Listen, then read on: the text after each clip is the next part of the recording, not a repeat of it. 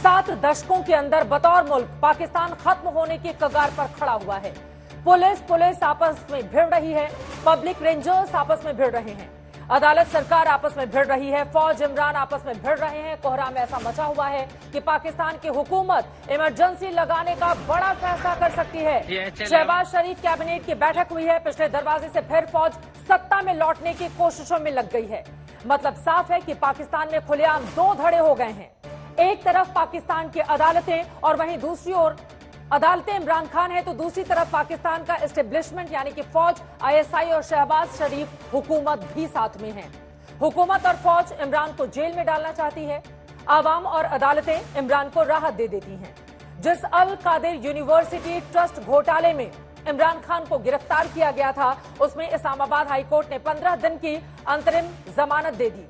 इसके अलावा आज की तारीख तक जितने भी को आपको बता दें कि मामले जितने भी निकलकर सामने आए हैं, उन सभी को एक तरह से इमरान खान के पक्ष में जाता हुआ नजर आ रहा है। लेकिन आपको बताते चले, एक मामले में फिलहाल सुनवाई जारी है। वहीं पीटीआई ने प्रदर्शन जारी रखने की अपील भी की है। 17 मई तक इमरान को इस्लामाबाद की हद में किसी भी जगह पर आपको बता दें कि जाने की इजाजत नहीं है। कई ऐसे सवाल हैं जो मौजूदा पाकिस्तान सरकार को लेकर, वहां की सेना को लेकर पूछे जा रहे हैं। सवाल इमरान खान के फ्यूचर को लेकर भी पूछे जा रहे हैं और सवाल ये भी कि क्या पाकिस्तान में अब सेना एक बार फिर से राज करने की तैयारी में है। इसको लेकर पूरी प्लानिंग रची गई है। क्या पाकिस्तानी जमहूरियत की आवाज को फौज एक बार फिर से दबाने में कामयाब हो जाएगी? क्या पाकिस्तान की अदालतें मुल्क को तबाह होने से बचा पाएंगी? पाकिस्तान में शुरू हुआ सेना और सियासत का ये ड्रामा फिलहाल थमता नजर नहीं आ रहा, क्योंकि पाकिस्तानी हुकूमत की कुर्सी फौज के कंधे पर टिकी है, तो इमरान के साथ पाकिस्तान की अदालत खड़ी है। शहबाज की हुकूमत इमरान खान और उनके नेताओं को सलाखों के पीछे ढकेलती जा रही है। पाकिस्तान की अदालतें उन्हें राहतें देती जा रही है। शहबाज शरीफ प्रधानमंत्री अपने ही मुल्क की अदालतों पर सवाल उठा रहे हैं, क्योंकि जिस इमरान खान पर 121 मुकदमे हो, भ्रष्टाचार से लेकर आतंकवाद तक के आरोप हो, उन्हें पीएम जैसा प्रोटोकॉल देकर मर्सिडीज की सवारी कराते हुए पेशी की सुविधा अदालतों की मेहरबानी से ही मिला है। वैसे पिछली बार इमरान खान को इसी इस्लामाबाद कोर्ट से घसीटते हुए ले जाया गया था, जहां आज जब इमरान खान पेशी के लिए ले जाए गए तो वो आत्मविश्वास से भरे हुए दिखाई दे रहे थे। हालांकि पाकिस्तानी मीडिया के सवालों के जवाब में इमरान सिर्फ मुस्कुरा रहे थे। बाद में कोर्ट रूम पहुंचकर इमरान खान ने पत्रकारों से बातचीत की और पाकिस्तानी सेना सरकार पर तमाम आरोप लगाए।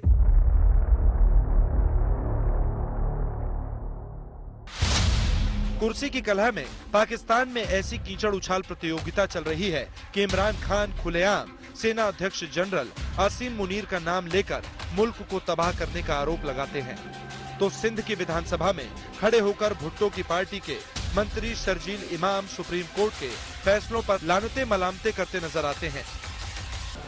दरअसल सुप्रीम कोर्ट से इमरान खान को मिली राहत के बाद 2 बड़े ऑडियो लीक वाले खुलासे हुए थे, जिससे इमरान खान को सुप्रीम कोर्ट के जज से सेटिंग की बात सामने आई थी।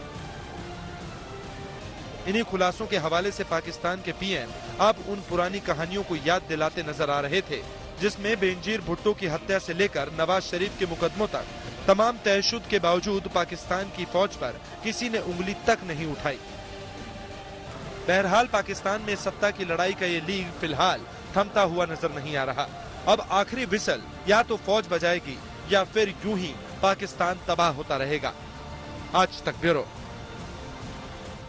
सबसे पहले पाकिस्तान चलते हुए जुल्फिकार अली बदर जी, आपसे ही सवाल है, क्या होगा इमरान खान का और सरकार की क्या तैयारी है? क्या इमरजेंसी लगा दी जाएगी पाकिस्तान के भीतर जिस तरह की सिफारिश हुई है? बिस्मिल्लाहिर्रहमानिर्रहीम। बहुत शुक्रिया, आपने अपने प्रोग्राम में बुलाया। देखिए, अभी तक जो कैबिनेट का इजलास हुआ था, उसके बाद अभी दोबारा रिकॉल हुआ कैबिनेट का इजलास, और उसके अंदर काफी ज्यादा तजावीज आ रही हैं। इमरजेंसी की भी कुछ कैबिनेट मेंबर ने तजावीज दी हैं, लेकिन ऐसी अभी कोई चीज फाइनलाइज नहीं हुई। तो by the end of this cabinet meeting पता चलेगा कि क्या चीजें फाइनलाइज होती हैं। लेकिन अभी तक कोई ऐसी सूरत हाल नजर नहीं आ रही कि पाकिस्तान के अंदर कोई इमरजेंसी फौरी तौर पे लगाने की कोई बात हो सके। अब उसके अलावा जो लॉ एंड ऑर्डर सिचुएशन है, उसको कंट्रोल करने के लिए तमाम सिक्योरिटी फोर्सेस और तमाम लोग जो है जो हुकूमत के अंदर बैठे हुए हैं, तो वो अपने अपना आरा और अपने अपने महकमों को देख रहे हैं और उन्होंने अपना एक्शन करना है। और उसके बरक्स जो 2 दिन पहले 3 दिन पहले से वाकयात हुए, आज एक बड़ा इमरान खान साहब का बयान आया जिसके अंदर उन्होंने कहा कि अगर मुझे दोबारा गिरफ्तार किया गया तो वही होगा जो पहले हुआ है। सो ये जो एक थ्रेट है, इसका मतलब था कि ये जो कुछ हुआ इमरान खान साहब की ईमा के ऊपर हुआ और उन्होंने अपनी मर्जी से करवाया, और ये सारा ये सारी प्लानिंग बाय डिजाइन थी कि अगर मुझे गिरफ्तार किया गया और आपने ये करना है। और आज उसी बात की उन्होंने एक्नॉलेजमेंट भी कर दी कोर्ट के अंदर कि अगर मुझे दोबारा गिरफ्तार किया गया तो यही दोबारा होगा। और कोर्ट्स का जो रवैया है, हमारी पार्टी, हमारी लीडरशिप तो कोर्ट्स की भी और जजेस की भी बड़ी एहतराम करती है, लेकिन एक चीज खुल के सामने आ गई है कि कोर्ट्स भी खुल के पार्टी बन गई हैं। और ये जो इंस्टीट्यूशंस के अंदर चंद अनफरादी लोग बैठे हैं, उन्होंने अपना आप जाहिर कर दिया है कि they want to take, लेकिन they एक want to तरफ be उनको biased and पाकिस्तान की सुप्रीम कोर्ट राहत देती है, उसके बाद हाई कोर्ट से राहत मिल जाती है। आपको लग रहा है कि टॉप टू बॉटम यानी कि सुप्रीम कोर्ट से लेकर जितनी भी अदालतें हैं, चाहे वो हाई कोर्ट है चाहे कोई और कोर्ट है, वो खुलकर इमरान खान का समर्थन कर रही हैं और वो पार्टी बन चुकी है? आप ये इल्जाम लगा रहे हैं। आपके प्रोग्राम में अभी आपने 2 ऑडियो सुनाई हैं, उन ऑडियोज के अंदर देखें, ये सारे फैसले आने से पहले ये चीजें तय हो गई हुई थी। और ये बात इमरान खान साहब के जो वकील हैं ख्वाजा तारिक रहीम साहब, उन्होंने जो एक टीवी चैनल के कोर्ट के बीट रिपोर्टर हैं, उनको वो सारी बात बता दी थी। और ये जो सारी बात इमरान खान साहब ने फिर अपने स्पोक्स पर्सन से जो बात की, खातून से, उसके अंदर भी ये सारा प्लानिंग, और खान साहब कस्टडी में होके फोन पे बात कर रहे हैं, somebody is facilitating, ये तो नहीं हो सकता। हमने सारी जिंदगी 20 साल पहले हमने भी नैब के केसेस देखे। पाकिस्तान की हिस्ट्री में इट्स अनप्रेसिडेंटेड थिंग। अगर सरकार आपकी है तो फिर मदद वहां तक कौन पहुंचा रहा है? सवाल तो ये पूछे जाएंगे ना। और एक और सवाल जिसका क्लैरिफिकेशन आपसे चाहूंगी, इमरान खान को इस्लामाबाद वाले मामले में राहत मिली है या आपको लग रहा है कि दूसरे अलग अलग जगहों पर जो मामलात उनके खिलाफ चल रहे हैं लाहौर को लेकर, उसमें उनकी गिरफ्तारी हो सकती है यहां से राहत मिलने के बावजूद? देखिए, खान साहब के ऊपर जो मेन FIRs हैं, दैट इज नंबर उनका जो है वो 35 है, 35, 36। उसके अंदर जो मैक्सिमम नंबर ऑफ FIRs हैं, उनमें आइदर उनकी प्रोटेक्टिव बेल हुई है या उनकी प्री अरेस्ट हुई है। और इंटरेस्टिंगली खान साहब has not joined a single investigation in any of the FIR।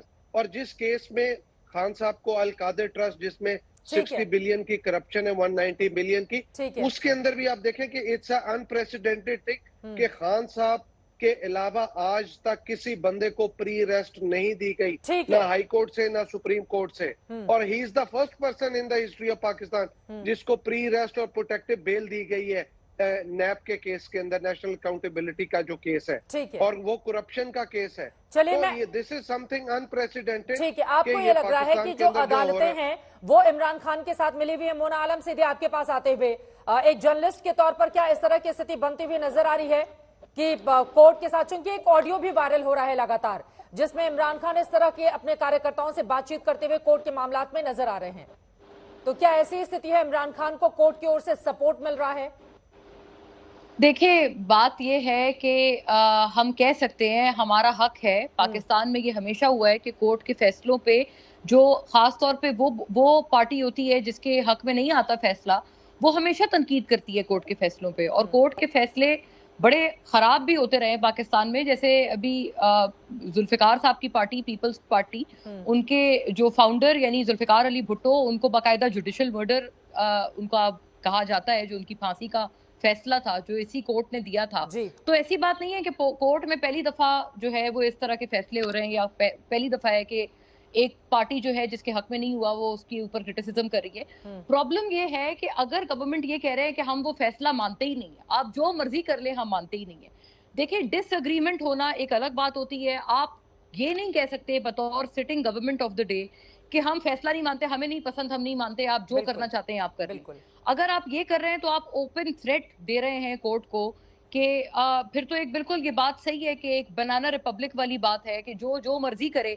एक बड़े से बड़े आदमी से लेके आर्मी चीफ और प्राइम मिनिस्टर से लेके छोटे से छोटे सिटीजन तक कॉमनर तक जो इंसाफ देने वाली बॉडी है पूरे मुल्क में, वो कोर्ट्स ही हैं, अदालतें ही हैं। और अगर एक जो हाईएस्ट अथॉरिटी है वो कोर्ट्स के ऑर्डर को इस तरह से डिफाई करेगी, तो मुझे नहीं समझ आता कि इस मुल्क में रूल ऑफ लॉ को कौन अपहोल्ड करेगा। बिल्कुल, गुड और bad, how, no matter how the courts can be, लेकिन आप ये नहीं कह सकते भाई आप जो मर्जी करें, हमें खुला इसके ऊपर वो है।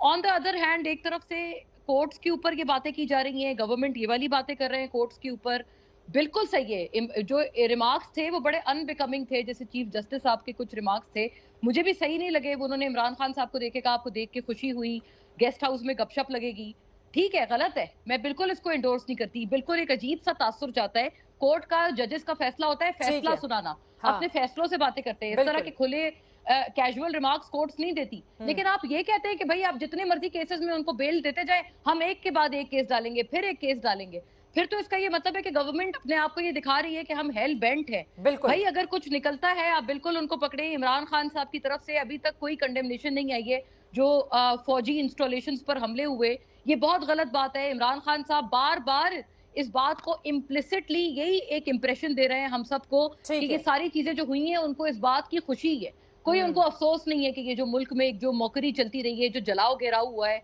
और जो सिविलियन इंस्टॉलेशन से लेके जो प्राइवेट प्रॉपर्टी है, पब्लिक प्रॉपर्टी है, पैदा हो गई है जिना हाउस तक के ऊपर हमला किया गया, खान साहब को कोई खास इसका अफसोस मुझे नजर नहीं आया। ठीक है, इस वक्त हमारे साथ पीटीआई के प्रवक्ता इफ्तिकार चौधरी भी जुड़ चुके हैं, और जिसका आप जिक्र कर रहे हैं कि किस तरह से एक के बाद एक मामले उनके ऊपर लगातार लगाए जाते रहे, एफआईआर दर्ज की जाती रही, और फिर उनको कोर्ट की ओर से राहत भी उसी के हिसाब से मिलती रही है। उसकी पूरी लिस्ट है मेरे पास। लेकिन इफ्तिकार चौधरी जी, आपके पास आते हुए, अराजकता की जो स्थिति पैदा हुई है, मोना आलम का ये कहना है, वो सीनियर जर्नलिस्ट है पाकिस्तान की, कि आप लोगों को इसका तो कोई अफसोस ही नहीं है।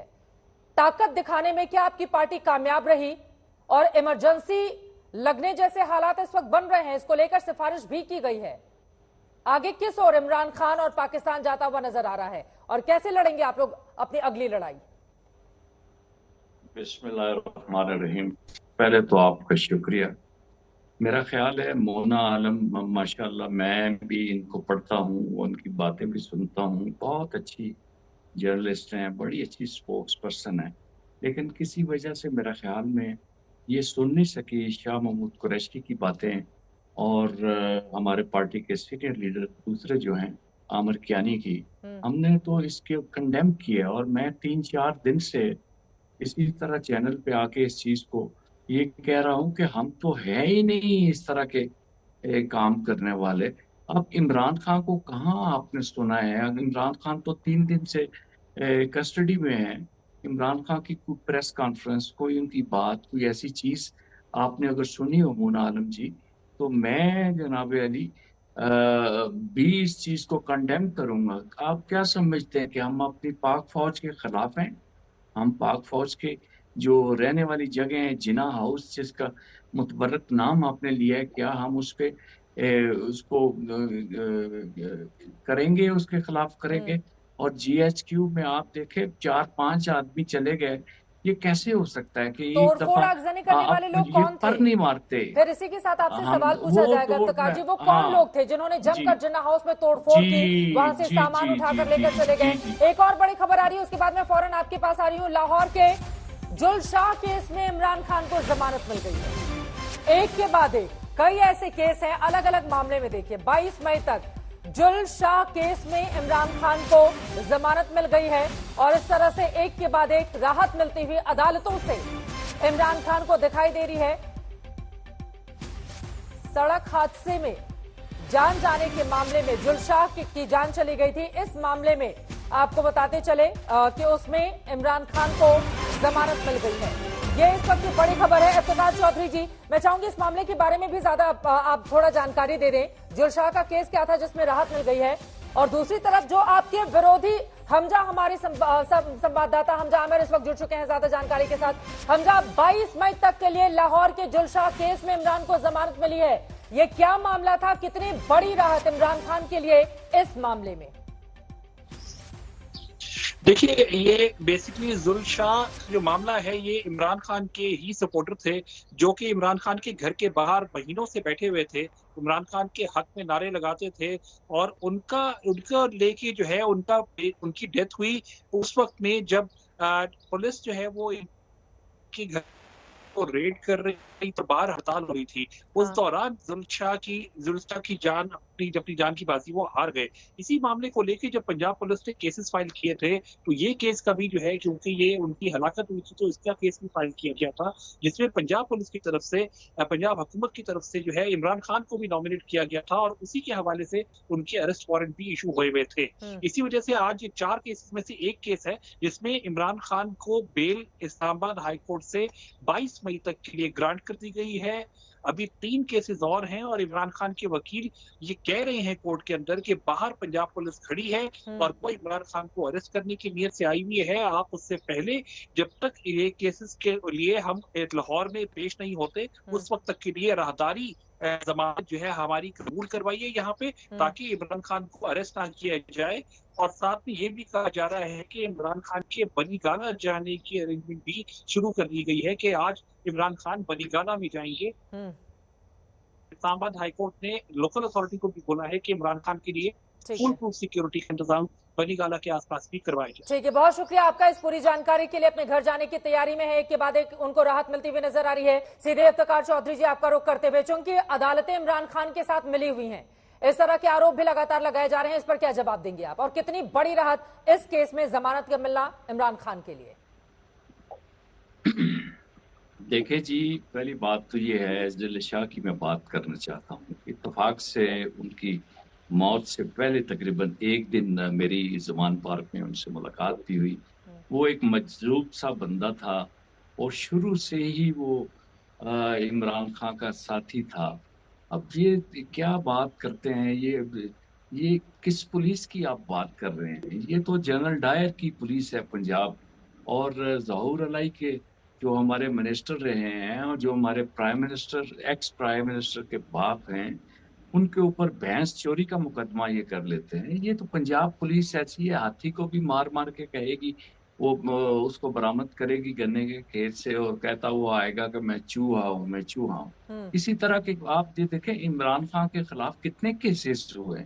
इससे पहले इमरान खान पूरी दुनिया में एक क्रिकेटर की हैसियत से, एक अच्छे इंसान की हैसियत से जाना गया और इन्हीं कोर्टों ने उसे सादिक और अमीन कहा। और फिर इन्हीं कोर्टों से नवाज शरीफ को भी रिलीफ मिला। 50 रुपए के स्टाम्प के ऊपर वो लंदन जाके बैठ के, अब क्या बात करते, जो फैसला लेकिन एनएबी के मामलों में जिस तरह से जमानत मिली है इफ्तिकार चौधरी साहब, अगर हम पुरानी सरकारों के कुछ बड़े चेहरों को देखें तो 2-2 साल तक उन लोगों को राहत नहीं मिलती थी। इमरान खान के मामले में एक तरफ केस लादे जाते हैं, दूसरी तरफ अदालतें उनको छोड़ देती हैं। इस वजह से ये सवाल पूछा जा रहा है। मैं आपके पास लौटूंगी, बाकी भी मेहमान है रजा फैजल जी, मैं फौरन आपके पास आऊंगी, लेकिन उसके पहले हिंदुस्तान का रुख करते हुए अपने मेहमानों का रुख कर लेंगे। सबसे पहले सुशांत सरीन जी आपका रुख करते हुए, क्या इमरजेंसी लगाए जाने के हालात इस वक्त आपको दिखाई दे रहे हैं, जिसको लेकर क्या पाकिस्तान की सरकार तैयारी कर रही है? इमरान खान के आगे की रणनीति क्या हो सकती है? किस तरह से आप यहां से पाकिस्तान को आगे बढ़ता हुआ देख पा रहे हैं? देखिए, हालात तो गंभीर हैं और गंभीर से गंभीर तक होते जा रहे हैं। और उसका एक कारण ये है क्योंकि जो पाकिस्तान की अदालतें हैं उन्होंने पाकिस्तान को इमरानिस्तान बना दिया है। देखिए, अदालतों का काम जो है वो इंसाफ देना नहीं होता, वो कानून का निफाज करना होता है। लेकिन ये क्या अदालतें कानून का निफाज कर रही हैं? मुझे तो नहीं लगता। क्योंकि अगर आपने हर केस में उसको जमानत देनी है, डिस्पाइट कि अदालत जो है वो रियासत को एक लिहाज से डिफेंड भी करती है। एक पार्टी या एक गिरोह जो है वो अगर एक रियासत में इतना इंतशार फैला रहा है, इतना वहां पर वो बलवा करवा रहा है, और इनकी डिनायल्स को तो मेरे ख्याल कोई भी सीरियसली नहीं लेता। लेकिन अगर ये सब कुछ हो रहा है उसके बावजूद जो है अदालतें उनको कहते हैं कि जी आप आए, हमारे को बड़ी खुशी हुई आपको देखकर, आप बताइए हम आपकी क्या सेवा कर सकते हैं। तो फिर ना तो ये कानून का निफाज कर रही हैं और ना ये इंसाफ कर रही हैं। तो अब हालात ये हो गए हैं कि अब या तो इमरान खान रहेंगे या पाकिस्तान की फौज और पाकिस्तान की सरकार रहेगी। बिल्कुल। और या तो इमरान खान पाकिस्तान के बेताज बादशाह बन जाएंगे या फिर पाकिस्तान के अंदर जो भी थोड़ा बहुत कानून व्यवस्था की स्थिति है वो बरकरार रहेगी। दोनों चीजें मुझे नहीं लगता कि साथ साथ चल सकती हैं।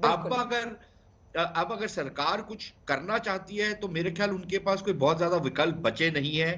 उनको शायद इमरजेंसी लगानी पड़ेगी और जो ये अदालतें हैं इनके ऊपर इनको शायद थोड़ी बहुत लगाम कसनी पड़ेगी, क्योंकि ये बिल्कुल बेकाबू हो गई है। मतलब कोई औचित्य नहीं है। देखिए जिस केस में आज उनको जमानत मिली, ये वही केस है जिसमें जब पहली बारी उनको गिरफ्तार किया गया आज से 3-4 दिन पहले, तो उसी अदालत ने पहले ये केस सुना। उसी अदालत के जो चीफ जस्टिस थे, उन्होंने सारी सुनवाई कर करके ये रूलिंग दी कि भाई ये इनकी जो गिरफ्तारी है वो बिल्कुल कानून के मुताबिक हुई है। फिर ये चले गए सुप्रीम कोर्ट के, अभी आपने खुद ही अपने प्रोग्राम में वो सारी क्लिप सुना दी, खुद ही आपने सुना दिया कि सुप्रीम कोर्ट में पहले से ही तय हो गया था कि उन्होंने क्या जजमेंट देनी है बिना किसी को सुने।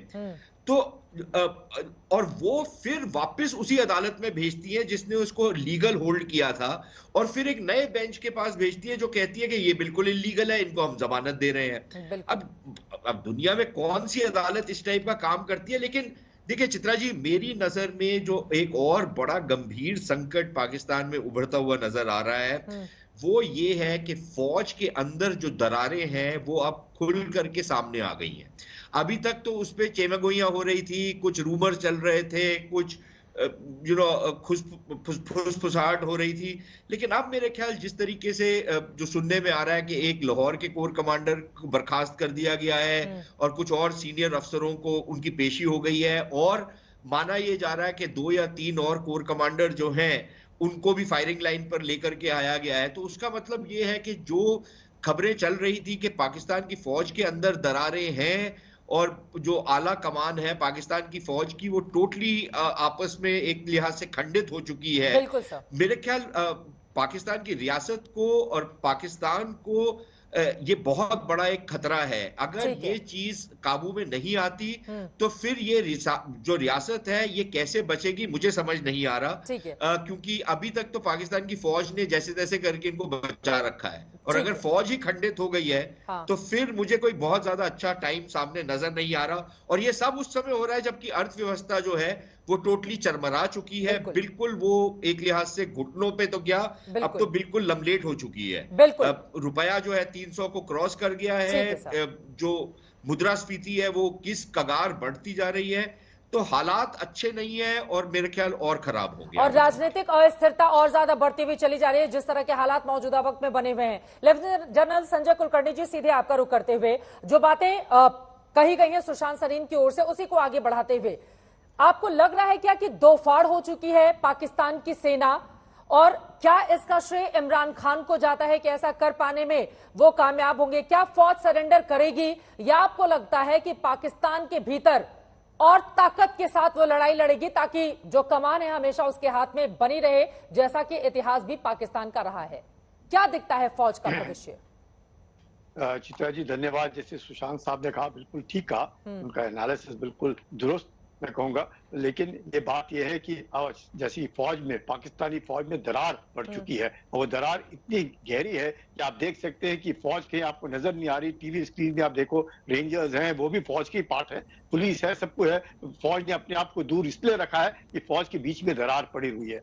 और अब जब 12 दिन की इनको जो छूट मिली है, बेल मिला है, इससे मुझे लगता है कि जो इनकी जो अदालतें हैं इन्होंने एक मध्यस्थता करने की कोशिश की है, क्योंकि एस्टैब्लिशमेंट और फौज एक तरफ हो गई है, लेकिन फौज के बीच में भी दरार पड़ी हुई है, और पॉलिटिकल एस्टैब्लिशमेंट्स के बीच में भी दरार है, पीपीपी और पीएमएलएन के बीच में भी दरार है। ऐसे माहौल में जब ये जो पीटीआई है, पाकिस्तान तहरीक इंसाफ पार्टी जो इमरान खान की है, इसका जो है बोलबाला पंजाब के अंदर काफी है, इसमें किसी को शक नहीं होना चाहिए कि पॉपुलैरिटी जो है इमरान खान की है। और उस पॉपुलैरिटी के मद्देनजर रखते हुए और जिस तरीके से उन्होंने ध्वस्त कर रखा है पाकिस्तान को, इधर जलाओ, कोर कमांडर के घर जलाओ, रावलपिंडी में घुस जाओ, तो फौज भी आगे नहीं आ रही है, फौज भी पीछे है। फौज की दरार और अब जिस प्रकार से कार्रवाई है, मुझे लगता है कोर्ट ने उस मद्देनजर रखते हुए अदालत ने यह फैसला सुनाया है कि कम से कम 12 दिन हैं। आज भी अगर फौज तीसरी बात डील करे या इमरान खान के साथ बातचीत करे या शहबाज शरीफ के साथ बातचीत करे कि आप लोग संभाल लो, नहीं तो मुश्किल होगा। मुझे नहीं लगता है, फौज को भी अपना घर संभालना है, क्योंकि फौज के बीच में दरार, पूरे पॉलिटिकल एस्टैब्लिशमेंट में दरार। तो मुझे लगता है उस माहौल में जो कोर्ट ने जो सुनाया है 12 दिन का, वो I think it's quite right. उसी तरीके से कम कुछ एक शांति अमन पाकिस्तान के अंदर आ सकता है। नहीं तो पाकिस्तान तो सिविल वॉर क्या, मुझे लगता है टूट फूट करके रह जाएगा पाकिस्तान। उससे बचने के लिए अदालत ने मौका दिया है। अब जो मौका दिया है, मुझे लगता है सबने मिलकर के अब सोचना है कि आगे क्या करना है। उसके लिए शहबाज शरीफ इमरजेंसी लगा सकते हैं, क्योंकि फौज जो है आज की तारीख में मार्शल लॉ लाने में मार्शल लॉ नहीं ला सकती है, क्योंकि उनके बीच में ही फूट पड़ी रही। ये बहुत बड़ी बात आप कह रहे हैं कि पहले तो पाकिस्तान को बचाने की बड़ी चुनौती है और ये सभी की जिम्मेदारी भी है।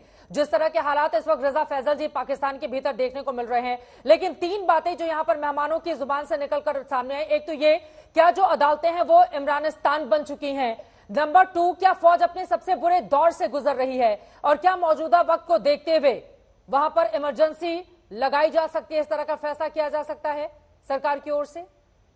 चित्रा जी, 1 बाय 1 मैं सारी चीजों को एड्रेस करूंगा। सबसे पहली बात यह है कि वो कहते हैं कि extraordinary situations require extraordinary decisions. तो आई थिंक पाकिस्तान में यही हुआ है, नंबर 1। और नंबर 2, अगर इस फैसले को देखा जाए जो गिरफ्तारी को कलदम करार दिया गया, ऐसे कोर्ट में से किसी को पकड़ना और जबकि वो कोर्ट में खुद से मौजूद हों और नैब की टीम की तरफ से जब उनको पकड़ा गया उसको कलदम क्यों करार दिया गया? मैं कल सुप्रीम कोर्ट में मौजूद था। सुप्रीम कोर्ट में एक प्रेसिडेंट, एग्जिस्टिंग प्रेसिडेंट को इस्तेमाल किया गया, जो कि एक B4U के मालिक थे। उनके खिलाफ भी नैब का ऐसा ही केस था। जब वो कार पार्क में मौजूद थे तो उनको भी नैब की टीम ने सुप्रीम कोर्ट की कार पार्क से, हाई कोर्ट की कार पार्क से ऐसे ही उठाया था सुप्रीम कोर्ट की कार पार्क से। और जब सुप्रीम कोर्ट की कार पार्क से उनको उठाया गया था तो उनके हक में भी इसी तरीके से फैसला आया था और मेरे ख्याल में ये उसी प्रेसिडेंट को इस्तेमाल किया गया। और दूसरी बात ये है कि looking at the current situation, you talked about the emergency situation के क्या चांसेस हैं। मेरे ख्याल में पिछले 3 दिन से ऑलरेडी से पाकिस्तान में इमरजेंसी नाफिज है, जो कि आज जिसको के खत्म होता हुआ जो कि नजर आ रही है। अनडिक्लेयर्ड इमरजेंसी पाकिस्तान में ऑलरेडी थी, जो कि आज के फैसलों से वो खत्म हो जाएगी मेरी नजर में। This is what I believe, क्योंकि आई एम एक्सपीरियंसिंग जो कुछ हो रहा है। मिलिट्री की जहां तक बात है, मिलिट्री इंटैक्ट है। जो भी आपको ये बताने की कोशिश की जा रही है कि शायद फलां कोर कमांडर को सैक कर दिया गया या फलां कोर कमांडर को लाइन हाजिर कर लिया गया, this is all fake news. ये सब के सब फेक न्यूज है। आर्मी ना तो इस सारी गेम का हिस्सा थी। मिलिट्री ने पॉजिटिव रोल प्ले किया। मिलिट्री ने जो स्टेटमेंट भी दी, ISPR की जानिब से जो स्टेटमेंट भी आई, उसमें भी आपने देखा होगा कि जब इन तंसीबात के ऊपर, मिलिट्री की तंसीबात के ऊपर क्रैकडाउन किया गया प्रोटेस्टर्स की तरफ से या किसी की भी तरफ से, I don't get into details, लेकिन ये है कि मिलिट्री ने आगे से गन्स नहीं उठाई, बुलेट्स नहीं फायर की। उसकी वजह ये है कि they do not want to they do not want to fire their own people. This is what they are maintaining. Or there is no divide within the military. Military is playing the positive role and military ने पहले भी बारहा कहा है कि वो martial law कभी भी नहीं लगाएंगे, नंबर 1। और number 2, they are strictly apolitical. वो अपने आप को पॉलिटिक्स से दूर रख रहे हैं और वो बेहतरी के लिए करेगा। इफ्तिकार चौधरी हमारे साथ थे, उनसे मैं जवाब ले लेती हूं, लेकिन आपकी बातों से इत्तेफाक नहीं रख रहे हैं सुशांत सरीन जी। सुशांत जी, आपको उनकी बातें क्यों गलत लग रही हैं? नहीं, एक तो ये जो ये कह रहे हैं कि जी फौज ने इसलिए गोली नहीं चलाई क्योंकि फौज अपने लोगों के ऊपर गोली नहीं चलाती, तो शायद ये कहना चाह रहे हैं कि जो बलोच हैं या जो पश्तून हैं वो इनके लोग नहीं है, क्योंकि वहां पर तो गोली चलाते वक्त फौज को कोई ज्यादा संकोच नहीं होता। हमने देखा है कि चमन में भी उन्होंने गोली चलाई और बलूचिस्तान में तमाम जगहों पर गोली चलाई गई है। जो पश्तून तहफ़्फ़ुज़ मूवमेंट के जो कार्यकर्ता हैं वो अपना जब जुलूस लेके जा रहे थे उनके ऊपर गोली चलाई गई, उसमें से 10-15 लोगों को मौत के घाट उतार दिया गया, किसी की कोई पूछ-गिछ नहीं हुई, कुछ नहीं हुआ। अब वो शायद हो सकते हैं कि इनके लोग नहीं है और सिर्फ पंजाब के लोग इनके लोग हैं, चलिए ठीक है, वो मैं बात मान लेता हूँ। दूसरी चीज इनका ये कहना कि फौज के अंदर कोई दरारें नहीं है, कोई प्रॉब्लम नहीं है, तो या तो फिर फौज ओपनली डिक्लेयर करे कि ये जो जितनी अफवाहें चल रही हैं या जितनी खबरें आ रही हैं कि कोर कमांडर को और उनके जो चीफ स्टाफ ऑफिसर हैं जो चीफ ऑफ स्टाफ थे, चीफ ऑफ स्टाफ को भी लाइन हाजिर कर दिया गया है। ये सारी गलत खबरें हैं। जो बाकी खबरें हैं कि बाकी लोगों के ऊपर गाज गिरने वाली है और उनको साइडलाइन किया जा रहा है, ये भी सारी गलत खबरें हैं। तो सब इन जनाब के माध्यम से इन खबरों का खंडन करने से बेहतर तो ये होगा कि आईएसपीआर आके बता दे, ओपनली डिक्लेयर करे कि जी ऐसी कोई चीज नहीं है, फौज बिल्कुल मुत्तहद है। रजा फैसल जी, एक लाइन में अगर आप अपनी जवाब दे पाए, एक लाइन में रजा फैसल जी इस पर जवाब देना चाह रहे थे। रजा जी, एक लाइन में प्लीज। जी, चित्रा पहली बात तो ये कि वो सीजे शिवर्स ने कहा था कि whatever you see on social media it's not news, news is what you create out of it. ठीक है, तो सोशल मीडिया पे जो कुछ भी नजर आ रहा है, अब हर एक बात को डेली कोई ना कोई बात लिखी जाती है।